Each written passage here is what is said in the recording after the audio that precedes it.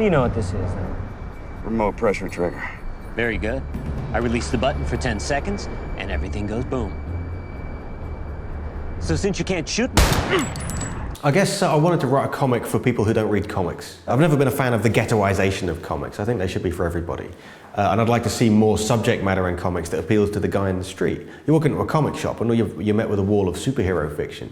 But you know, you walk into a bookshop and you know, there isn't a superhero section. So I figured, well, why can't we do genres that appeal to the guy in the street in comics? And everybody likes an action movie.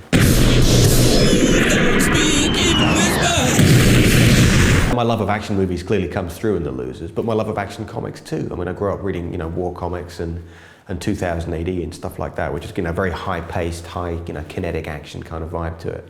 And I wanted to kind of basically just, you know, do what I love. Peter Berg, when we met him in London, he was prepping for The Kingdom, and he was going to write and direct it at that point.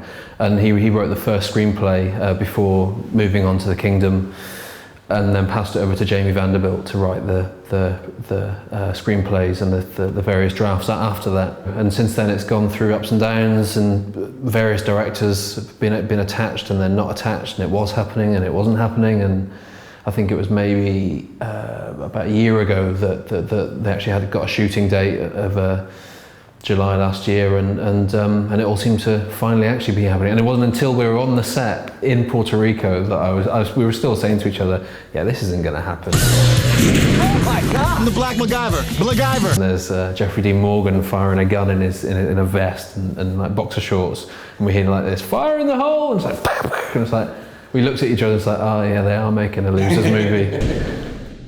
Mama didn't raise no fool. Thank you. Outstanding. Well, when I first started, put the idea in the percolator, it was originally, we had talked about revamping the original version of The Losers, which was set in World War II.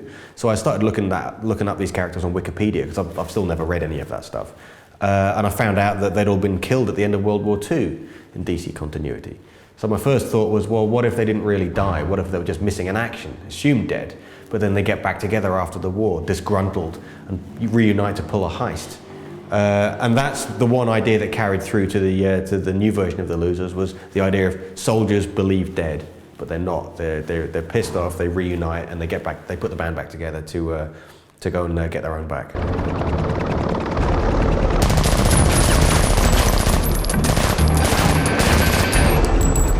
What was my ride? The Losers movie is basically just taken up about 10 issues worth of story from the comics, but there's 32 issues of the comics, so that's, the way I figure it, that's just enough for 2 more movies. This movie is literally the first book with the origin story, so there's plenty of room for sequels and storylines to come after. Having fun? Enjoying yourself?